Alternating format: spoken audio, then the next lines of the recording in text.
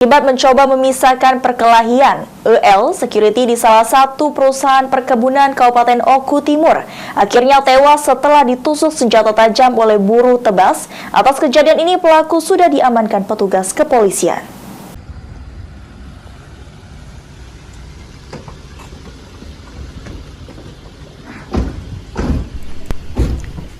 Tragis dialami EL, salah satu security perusahaan perkebunan tebu di Kabupaten Oku Timur. Dirinya harus meregang nyawa bersimbah darah setelah ditusuk senjata tajam di dada sebelah kanan oleh buruh tebas di tempat dirinya bekerja. Peristiwa berdarah tersebut terjadi pada hari Rabu tanggal 24 Januari 2024. Korban yang mencoba melerai pelaku yang sedang ribut dengan pegawai perkebunan langsung ditusuk oleh pelaku di bagian dada sebelah kanan dengan menggunakan senjata tajam yang sudah dibawa pelaku.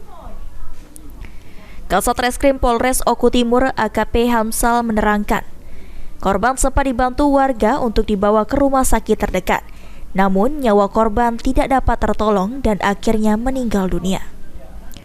Atas kejadian tersebut, pelaku berhasil diamankan setelah petugas menerima laporan dan melakukan olah TKP.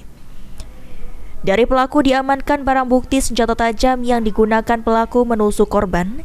Atas perbuatannya, pelaku dijerat dengan pasal penganiayaan yang menyebabkan meninggal dunia dengan ancaman hukuman 15 tahun penjara. Akhirnya pelaku melakukan penusukan terhadap korban sehingga korban mengalami luka tusuk di dada sebelah kanan. Pasal yang disangkakan dan jeratan hukumannya? Untuk pasal yang kita sangkakan yaitu pasal 351 ayat 3 junto pasal 338 dengan ancaman hukuman 15 tahun. Elvanri Jeffriyadi, PAL TV.